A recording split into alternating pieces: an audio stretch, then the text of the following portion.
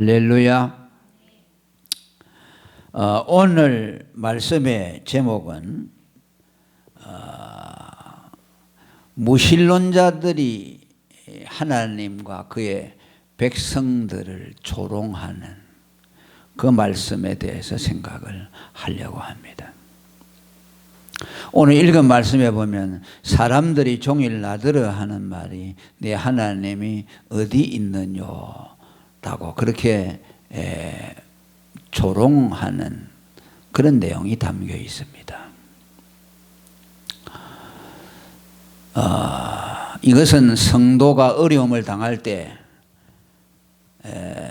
쉽게 표현을 한다면 세상 사람들이 너 하나님을 믿는다고 하면서 너는 왜 그런 어려움을 당하느냐, 네 하나님이 어디 있느냐, 네가 하나님을 믿는데 왜 하나님이 너를 도와주지 않느냐. 이제 고난당하는 성도들을 향해서 세상 사람들이 조롱하는 그런 어법입니다.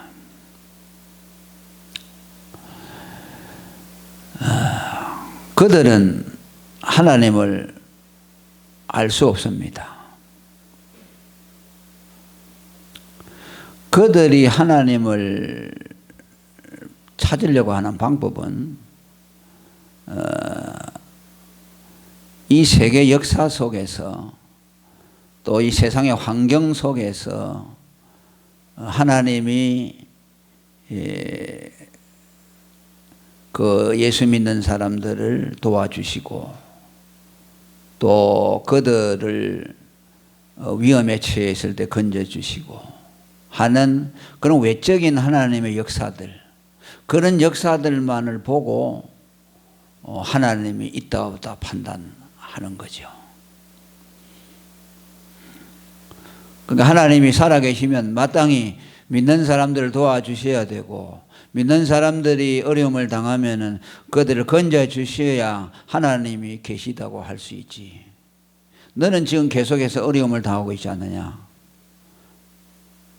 그렇다면 하나님이 어디 있느냐? 라며 조롱하는 그런 태도입니다. 이들이 이제 불신자들의 한계라고 할 수 있죠. 불신자들이 하나님이 있다 없다고 기준으로 삼는 것은 그것밖에 없죠. 예를 들면 하나님이 나쁜 사람들을 벌 주고 착한 사람들에게 상을 주고 그래서 하나님의 공의가 나타나서 신이 있구나. 또 아니면 또 믿는 사람들이 굉장한 공경에 처했을 때 어떤 이적을 나타내 가지고서 하나님이 살아계신다는 것을 보여준다. 이제 그들이 생각하는 하나님은 그런 식으로 이해하는 거죠. 그렇게 역사 속에서 상선벌악의 공의를 나타내는 것을 통해서 또 그의 이적을 나타내는 것을 통해서 하나님이 있다 하는 것을 그들은 발견하려고 하는 거죠. 그러니까 그런 것이 없으면 하나님이 없는 거죠. 그러니까 예수 믿는 사람들이 고난을 당하는데 아무 일도 일어나지 않고 하나님이 그들 도와주지도 않고 그런데 하나님이 어디 있다고 하느냐. 그들로서는 당연히 그럴 수밖에 없죠. 왜?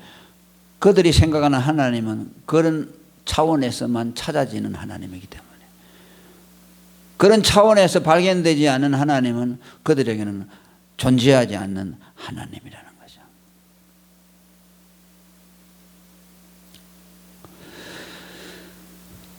그러나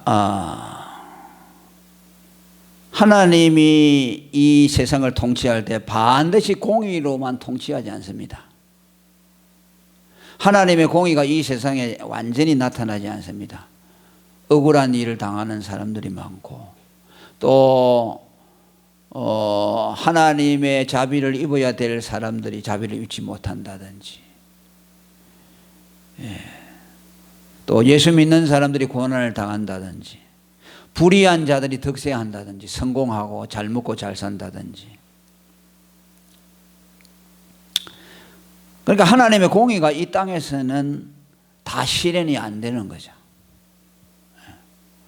또 그렇게 하는 것이 하나님의 뜻도 아니에요. 이 세상에 하나님의 공의를 실현하는 것이 하나님의 목적이 아니에요. 하나님의 공의가 다 실현된다면은 다 하나님을 인정하겠죠. 그러니까 예수 믿는 사람들에게 제일 어려운 것이 뭐입니까? 그들에게 하나님의 공의가 나타나지 않는데도 하나님을 계속 믿어야 되는 거.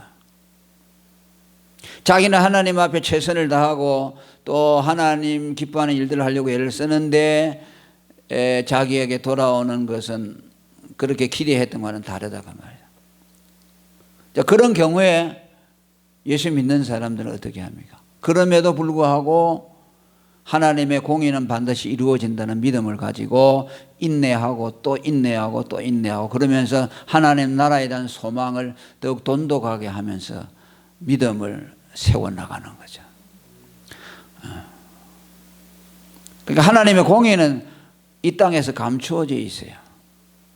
그것은 어떻게 보면 하나님의 백성들을 훈련하기 위한 한 방법일 수 있어요. 네가 이래도 나를 믿겠느냐? 이건 너가 이래도 나를 끝까지 신뢰하겠느냐? 우리의 믿음을 연단시키는 한 방편으로서 공의가 다 나타나지 않을 수가 있는 거죠. 또 하나님이 어려움을 당할 때 이적을 베풀어 가지고 와서 홍해를 갈라지게 하고 여리고성을 무너뜨리게 해서 그런 눈에 보이는 이적들을 다 행해 가지고서 건져주는 그런 일도 우리에게는 희귀한 일이죠. 하나님의 이적은 있기는 있지만은 누구에게나 다 그것을 나타내는 것은 아니죠. 왜냐하면 그것을 통해서 하나님이 우리에게 보여주시려는 것은 하나님의 구원하는 능력을 보여주기 위한 상징적인 사건이죠. 우리를 현실 속에서 그렇게 도와준다는 뜻이 아니고 그런 사건들을 통해서 하나님이 그 백성을 구원해 가는 과정들을 영적인 것을 보이지 않는 영적인 원리를 보이는 것을 통해서 우리에게 나타내는 것이죠.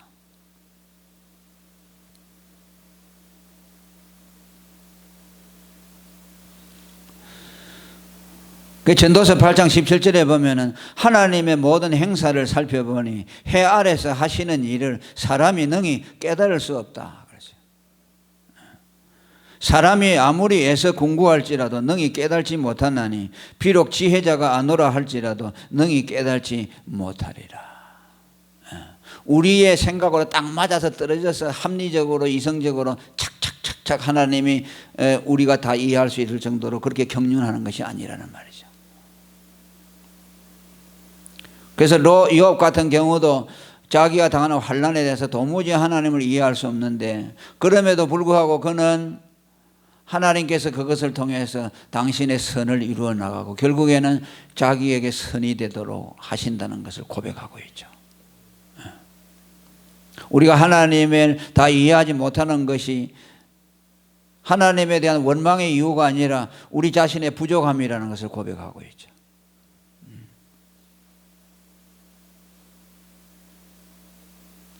또 설사 여러분 하나님이 그의 공의를 완벽하게 드러내시고 그 공의를 통해서 봐라 내가 살아있지 하고 우리에게 보여준다든지 또 우리가 어려움을 당할 때마다 어떤 이적을 베풀어서 우리를 다 건져내는 것을 통해서 봐라 내가 이렇게 있다 하는 것을 사람들에게 보여주면은 사람들이 그것을 보고 하나님을 알 수 있겠느냐? 그것도 아니에요. 그것들은 뭐냐면 그것은 일반 계시라고 하죠. 일반 계시 속에서 나타내는 그거 가지고서는 하나님을 알 수가 없어요.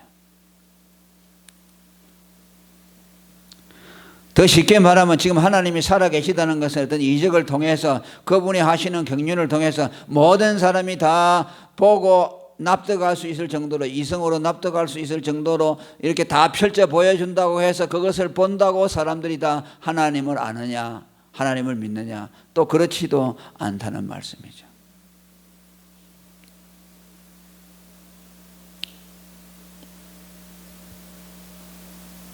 왜냐하면 하나님을 아는 것은 일반적인 역사 속에 나타난 하나님의 경륜 또 물질적인 무슨 이적을 통해서 나타내는 것, 그런 것들을 통해서는 하나님을 알 수가 없어요. 예수님 당시에도 예수님이 많은 이적을 베풀었지만 그 이적을 보고 예수님을 믿었느냐? 믿지 않았습니다. 악하고 엄란한 세대가 표적만을 구한다고 했죠. 오병이어의 기적을 보고도 그들이 믿지 않았기 때문에 너희가 나를 따라다니는 것은 표적을 본 것이 아니라 그렇게 했어요. 표적을 보여주었음에도 표적을 보지 못했다고 했다고. 그 말은 무슨 말입니까?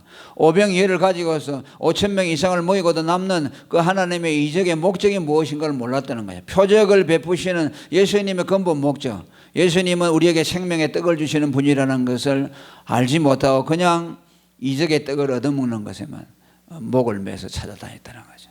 그러니까 그 이적이 그들에게는 예수를 믿는데 전혀 도움이 되지 못했다는 거죠. 그러니까 눈으로 보이는 하나님의 경륜, 역사 속에서 시공간 속에서 그분이 우리가 믿을 수 있을 만한 모든 증거들을 다 보여준다고 해서 그것을 보고 믿는 것이 아니라는 말이죠. 그것을 로마서 1장 20절은 말씀합니다. 자연 계시의 한계성이라고 말이죠. 창세로부터 그의 보이지 아니하는 것들, 곧 그의 영원하신 능력과 신성이 그가 만드신 만물에 분명히 보여 알게 되지만 그것을 보고 하나님을 알 수 없다. 그것은 다만 그들이 하나님을 믿지 아니한 것에 대한 핑계치 못할 근거로서 제시한다고 말씀했죠. 여러분, 이스라엘 백성들을 하나님이 애굽에서 해방시킬 때에 처음에 뱀의 그 모세 지팡이를 가지고서 뱀이 되게 했죠. 또 술사들이 따라했습니다. 또 물을 갖다가 피로 만들고 또 술사들이 따라했습니다. 그런데 따라할 수 없는 이적을 나타냈을 때 술사들은 따라하지 못했죠. 그때 예를 들면은 먼지를 날려서 그것이 재앙이 돼서 병이 되어서 피부병들이 짐승에게 생기게 했죠. 그러니까 바로가 놀라가지고서 이스라엘 백성을 보낸다고 약속했습니다. 그런데 어떻게 했습니까? 또 마음이 변했어요. 그러니까 또 다음에 이적을 나타내고. 그러니까 그 이적을 볼 때는 바로가 하나님을 두려워했어요. 하나님을 인정했어요. 그런데 좀 있으니까 또 마음이 변한 겁니다. 그래서 하다 보니까 열 재앙까지 간 거예요. 그래서 마지막에는 6월절에 독자들을 다 죽이는 바로의 아들, 모든 초태생들을 죽이는 열 번째 재앙을 행하고, 그럼에도 바로는 그들을 놓아준 이후에도 또 따라와서 홍해까지 따라와서 그들을 죽이려고 왔습니다. 그래서 마지막에 하나님은 홍해가 갈라지는 이적을 통해서 그들을 수장시켰습니다. 하나님이 하시는 일들, 시공간 속에서 하나님이 살아계시다는 것을 분명히 보여주었죠. 보여주었음에도 불구하고 하나님이 계신 것 같다, 하나님이 살아있는 것 같다 라고 인정했지만 그것으로 끝났죠. 그것이 믿음을 주지를 못했죠. 그것을 보고 회개하고 하나님을 믿지는 않았죠.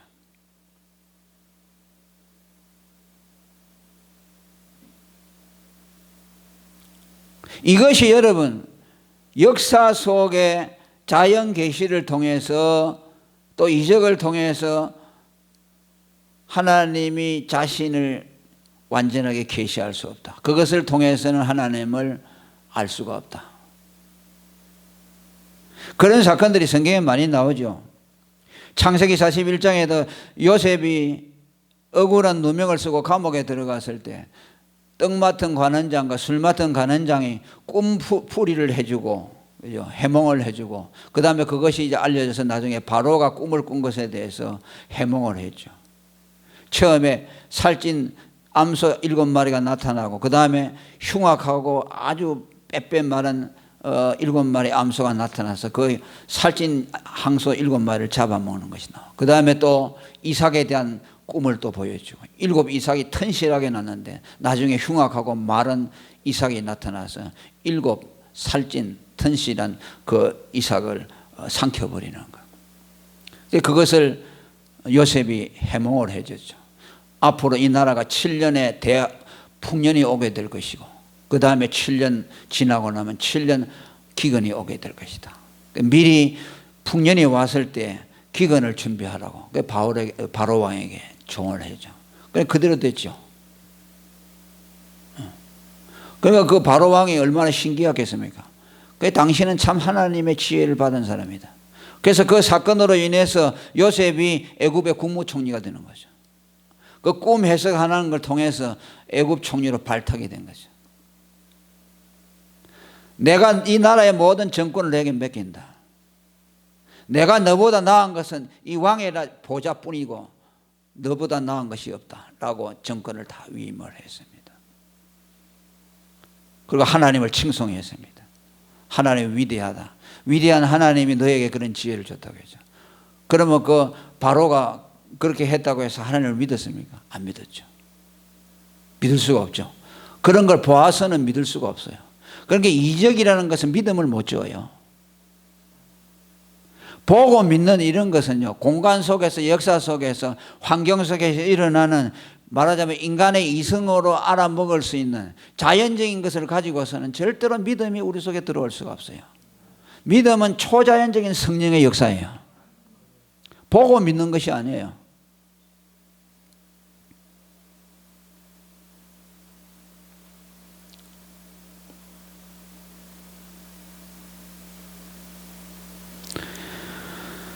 그러니까 이 불신자들이 볼 때는 예수 믿는 사람은 분명히 부자로 살아야 되고 행복하게 살아야 되고 잘 살아야 되고 또 그들의 어려움을 당할 때 하나님이 와서 그들을 건져줘야 된다. 이제 그것을 보고 역사적인 이 현실 세계 속에서 일어나는 일들만을 가지고 이제 하나님이 있다 없다 판단하는 것이죠. 그러니까 예수 믿는 사람이 고난을 당하고 어려움을 계속해서 당하면 하나님이 없다라고 결론을 내리는 것이죠. 왜냐하면 그들은 하나님을 판단할 수 있는 기준이 그거밖에 없는 거죠. 근데 하나님은 그것으로 알 수가 없어요. 자연적인 인간의 이성이나 어떤 역사적인 사건이나 이런 것을 통해서 하나님을 믿을 수가 없어요. 그것이 우리 속에 믿음을 못 준다. 그럼 뭐야? 거듭나야만 된다. 거듭나야만 된다. 믿음이라는 것은 자연적인 것이 줄 수 없고 초자연적인 하나님의 능력으로만 그 믿음이 우리 안에 들어오게 된다.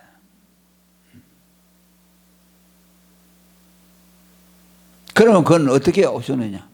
하나님만이 믿음을 줄 수가 있어요. 삼위일체 하나님이 공동으로 역사해서 우리에게 믿음을 주신다고 말이에요.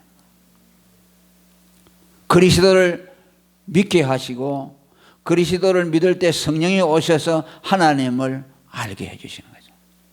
하나님은 저 하늘에 계신 분이죠.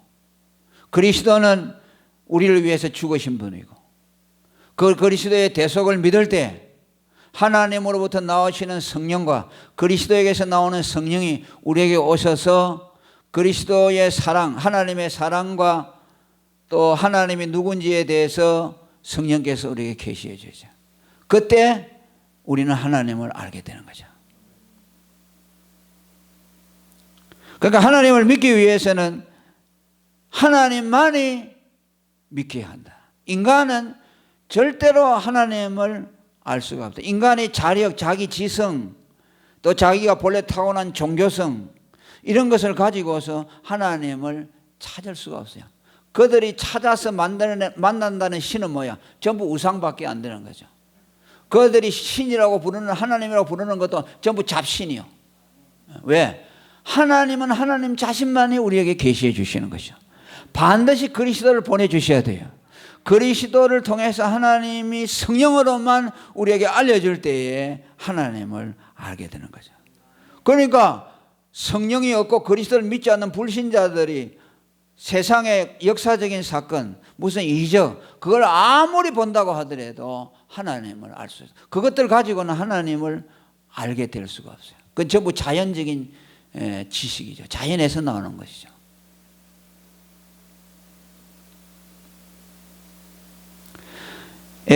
사도행전 16장 26절에 보면요, 하나님이 인류의 모든 족속을 한 혈통으로 만드시고 온 땅에 거하게 하시고 저희의 연대를 정하시며 거주의 경계를 하나셨으니 이는 사람으로 하나님을 혹 더듬어 찾아 발견케 하려 하심이라. 이 말씀 같은 것도 우리는 이해를 잘해야 됩니다.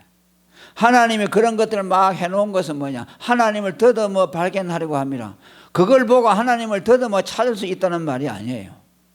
그들이 하나님을 모른다는 것을 핑계하지 못하도록, 봐라 내가 그런 것들 너에게 다 보여줬는데도 하나님을 안 믿느냐, 핑계치 못할 정도로 말하는 것이지, 그것이 하나님을 충분히 알게 하지 못한다는 것이죠. 자, 여기에 아주 오묘한 비밀이 있는 거죠. 로마서 1장 20절에 만물 속에 자연에 하나님의 신성이 들어있지만 그것을 보고 하나님을 알도록 했다. 진실로 하나님을 아느냐? 모른다.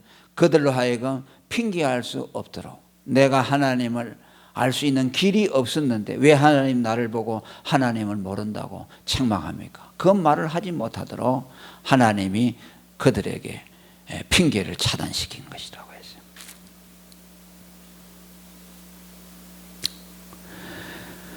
여러분, 예수님이 오시기 전에, 인간이 타락하기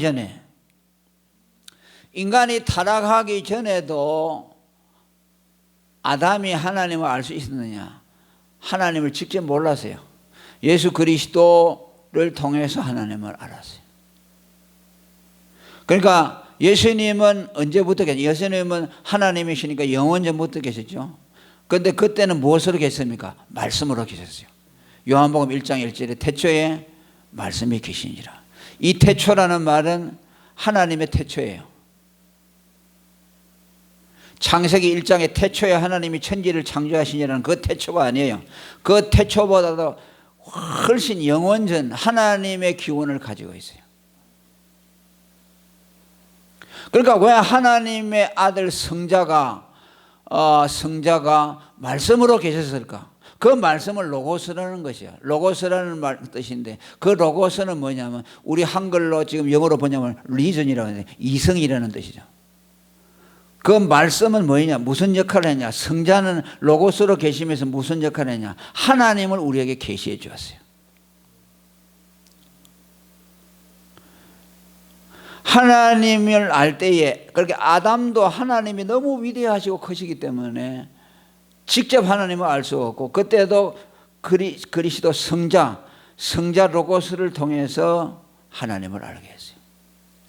그러다 인간이 범죄했잖아요. 범죄했으니까 그냥 로고스로서는 안 되고, 그 로고스가 말씀이 육신이 되어서 왔어요. 육신을 입고 와서 십자가에서 피를 흘리고 우리 죄를 대속하는 것을 통해서 그 구속의 믿음을 갖는 자들에게 하나님이 알려지도록 했어요. 아멘. 그러니까 태초에 하나님을 알게 하는 성자 로고스는 그냥 말씀으로 하나님을 계시하셨고, 그 다음에 인간이 범죄한 이후에 성자는 인간의 몸을 입고 성육신에서 그 몸을 제물로 드리고 그 피를 흘리는 걸 통해서 그 피를 믿는 믿음을 통해 하나님을 우리에게 계시해 주었어요. 그 차이죠. 그리고 이제 예수님이 구속을 다 이루시고 나서 올라가셨을 때는 이제는 하나님은 어떻게 했느냐? 그가 예수의 피로 이룬 대속의 복음, 할렐루야, 그 복음을 믿는 자들에게 하나님이 알려지도록 했어요.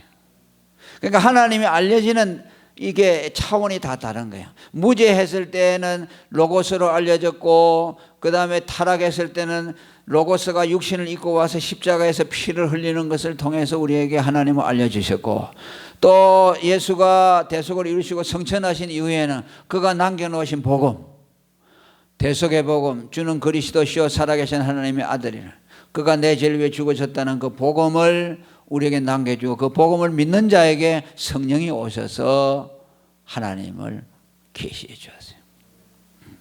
이 길 외에는 하나님을 아는 길이 없어요. 구약 시대도 여러분, 뭐 아벨이나 노아나 에녹이나 아브라함이나 다윗은요, 전부 다 하나님을 직접으로 아는 것이 아니에요. 예수 그리스도를 상징하는 제물, 속죄 제사를 드리는 것을 통해서 그 믿음을 통해서 피를 뿌려서 제단에 바치면서 그 믿음을 장차 오셔서 하나님의 아들이 이 짐승처럼 피를 흘려 죽을 것이라는 그 믿음을 가질 때에 하나님이 그들에게 계시가 됐어요. 그러니까 피가 없이는 하나님을 알 수 없어요. 그러니까 이 길 외에는 하나님을 알 수 있는 길이 없다고 말이에요. 없으니까 세상 사람들이 복음을 모르고 예수도 안 믿고, 그죠? 그런 사람들이 그냥 공의로 관념, 하나님은 뭐 착한 사람은 상 주고 나쁜 사람들은 벌 주고, 또 하나님은 능력이 많다고 하니까 이적도 일으킨다 그러더라. 그것이 없잖아요. 그러면 하나님을 받아들일 수 없는 거죠.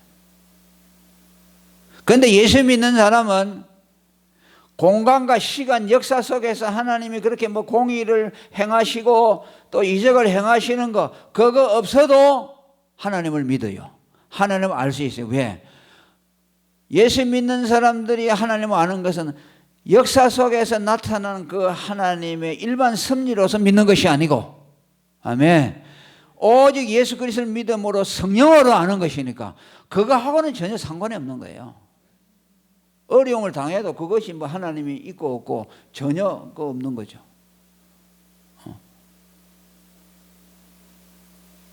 그러니까 고난을 당해도 하나님을 믿는 거죠. 그러니까 세상 사람들 볼 때는 바보 같죠. 자기들 볼 때는 하나님이 없는 것이요. 예수 믿는다고 하는데 고난이 오고 하나님이 이적을 통해 이적을 행해서 도와주지도 않는데 도와주지 않는 것을 보면 그건 하나님이 없다, 저 사람한테는. 그런데 하나님을 끝까지 믿고 앉았거든요. 그러니까 바보들인 거죠. 그런데 정작 예수 믿는 사람들은 그걸 보고 믿는 것이 아니고 그리스도를 통해 성령으로 계시되는 하나님을 믿는 것이요. 그러니까 이 세상에 뭐 어떻게 돌아가든지 상관없어요. 하나님을 믿는 것은 그것을 보고 믿는 것이 아니니까. 그러니까 끝까지 믿는 거죠. 끝까지. 불신자들 눈에는 참 신기할 것밖에 없고 바보같이 보일 수밖에 없는 거죠.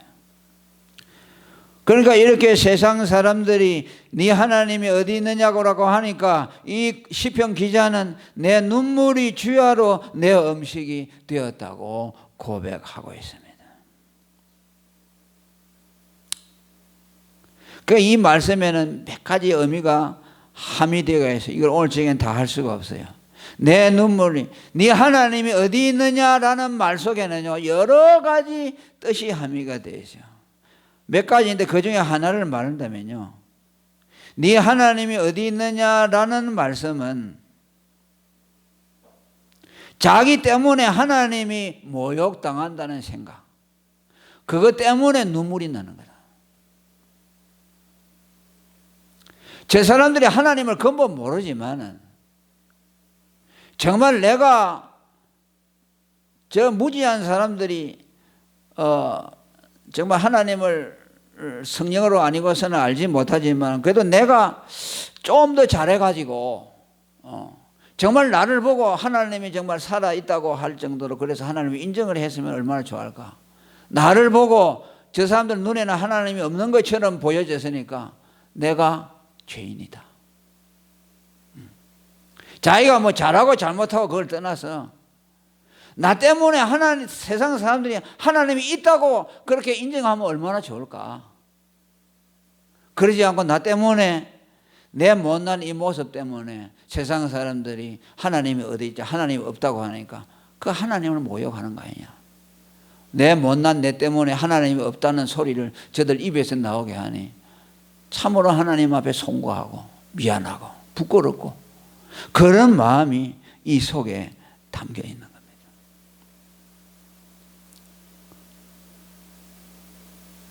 다시 말합니다. 그들이 하나님을 내가 계시하고 하나님의 살아계심을 내 삶을 통해서 증거해 준다고 해서 그들이 하나님을 인정할 것은 아니지만은, 그들의 생각이 잘못되어 있지만은 그래도 나로 말미암아 내 하나님이 저렇게 모욕을 당한다. 그런 생각을 하니 하나님 앞에 송구한 마음이 든다.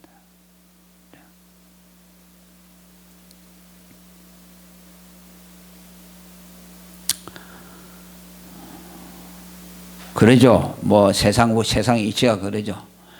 뭐 예수 믿는 사람이 세상에서 출세하고 뭐 높아지고 그러면 다들 그 앞에 가가지고 뭐 믿음이 없는 사람도 그냥 믿음이 있는 것처럼 하고 뭐 교회도 오고 그러잖아요.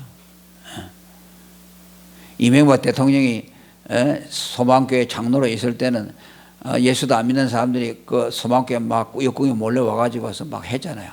뭐 그들이 믿음은 참된 믿음은 뭐 없지요. 없지만은 그래도 이명박 대통령 때문에 그냥 사람들이 와서 그래도 믿는 신용이라도 하는구나. 뭐 쉽게 얘기하면 그런 것이죠. 옳은 것이 아니고 진리가 아니지만은 내가 이렇게 나 때문에 하나님을 드러내고 하나님을 이름을 자랑스럽게 했으면 좋을 텐데 내가 부족해서 그렇습니다. 겸손한 마음이죠. 이 사람이 잘못했다는 뜻이 아니죠. 그냥 자기 생각에 그런 생각이 드는 거죠. 그리고 이 말씀 속에 네 하나님이 어디 있느냐 하는 말은요, 하나님과 이 시편 기자를 모두 싸잡아서 하는 조롱이야. 네 하나님이 어디 있느냐 이 말씀 속에는요, 하나님이 네 하나님이라고 라는 조롱이 담겨 있습니다. 더 풀어서 말하면 하나님이 너 같은 자의 하나님이라고.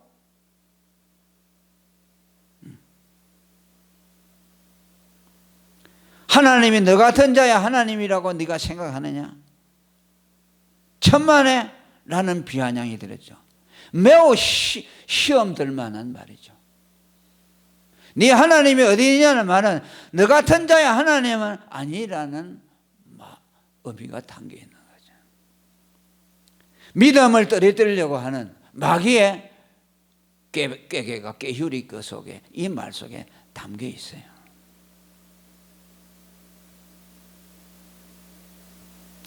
이 조롱은요, 하나님의 아들 예수님에게까지도 이 말을 들이댔죠.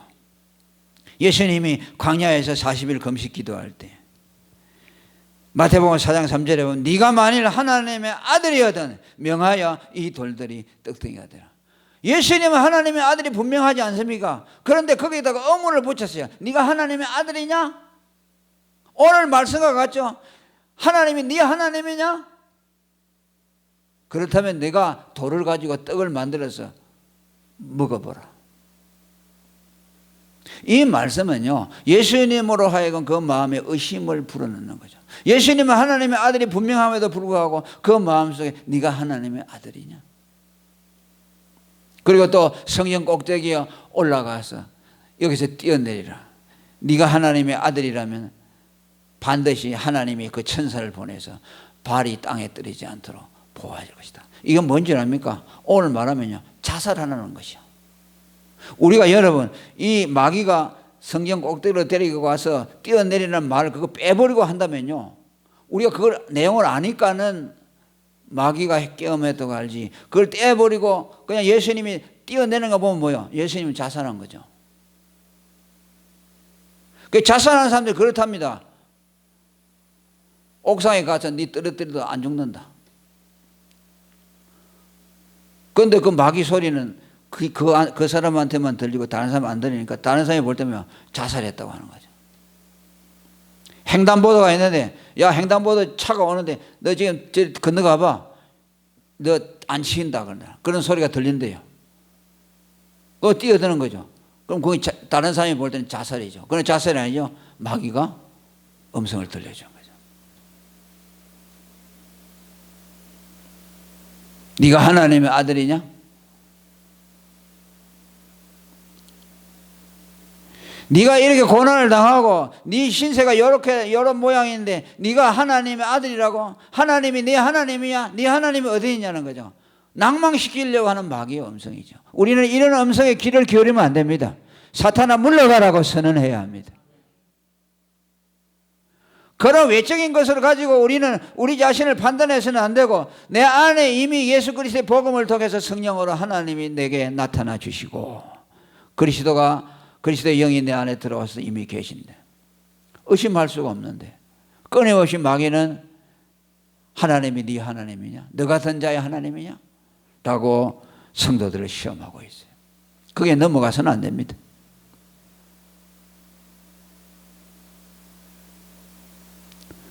그리고 이것은 또 하나님에 대한 모독이죠. 너희 하나님이 어디 있느냐는 말은 하나님은 없다는 말이죠. 하나님이 없기에 너의 믿음도 헛되다는 것을 암시하고 있어요. 무서운 말이죠.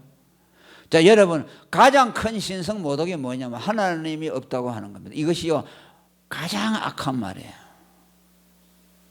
사람들이 이 말을 갖다가 쉽게 말하는데 이건 가장 하나님을 모독하는 거예요. 하나님이 안 계시다고 하는 것은.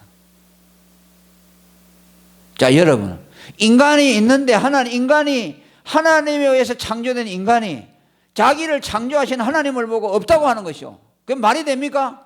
그러면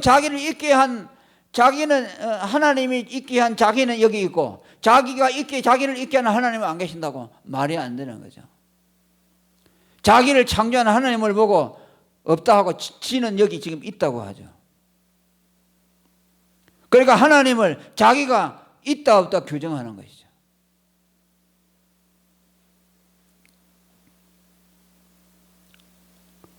여러분, 하나님은 인간이 있다고 해서 있는 분이 아니고 없다고 해서 없는 분이 아닙니다. 하나님은 스스로 계신 자입니다. 아멘. 자유주의 신학자들은 그럽니다. 하나님이 있고 없고 상관없이 우리는 하나님을 믿을 수 있다고 말합니다. 무서운 말이죠.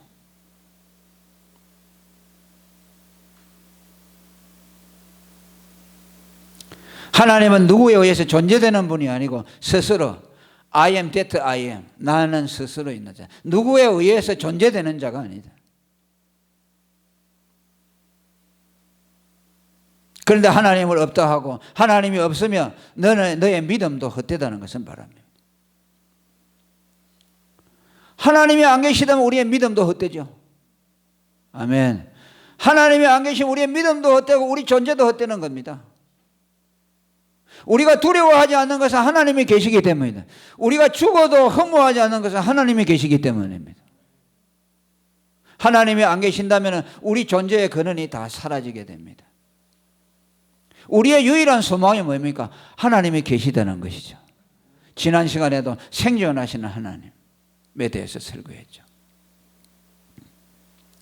믿음이 없이는 기쁘시게 못하나니 하나님께 나아가는 자는 반드시 그가 계신 것과 또한 그가 자기를 찾는 자들에게 상 주시는 이심을 믿어야 할지니라고 히브리서 11장 6절에 말씀하고 있습니다. 오늘 네 하나님이 어디 있느냐라고 하는 말은 참으로 하나님에 대한 도적이고 신성모독이고 또 성도들을 무너뜨리려고 하는 악한 마귀의 계율이 담겨 있는 말입니다. 불신자들의 입을 통해서 마귀는 오늘도 믿는 자들을 넘어뜨리려고 이렇게 역사를 하고 있습니다. 하나님은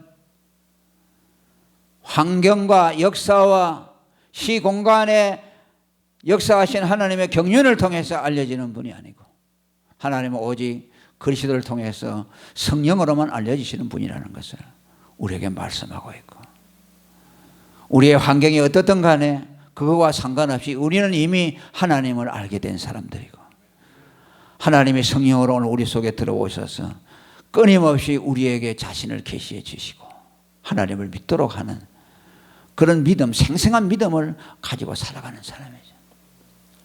그럼에도 불구하고 마귀는 끊임없이 우리들을 넘어뜨리기 위해서 말도 아닌 것들을 가지고서 우리들에게 도전해 오고 있습니다.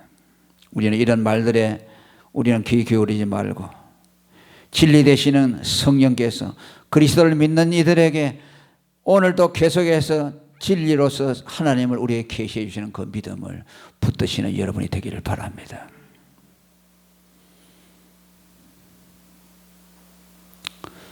환경과 여건이 우리 원하는 대로 돌아가면 원하는 대로 된다면 참 더할 나위 없이 좋겠지만 그것은 우리에게 있어서 그리 중요한 것이 아니다. 세상 사람들이 보는 안목과 예수 믿는 사람들이 보는 안목은 전혀 다르다는 것을 알아야 됩니다. 우리는 그런 증거를 가지고 시공간적이고 환경적이고 역사적인 그 공간 속에서 이루어지는 일들을 보고 하나님이 있다 없다, 하나님이 나를 사랑한다 안 한다, 그렇게 판단할 수 없다는 것을 아시기를 바랍니다. 오늘 또 그리스도를 믿는 이들에게 성령이 오셔서 하나님의 사랑을 계시해 주는 걸 통해서 우리는 하나님의 사랑을 받고 있잖아요.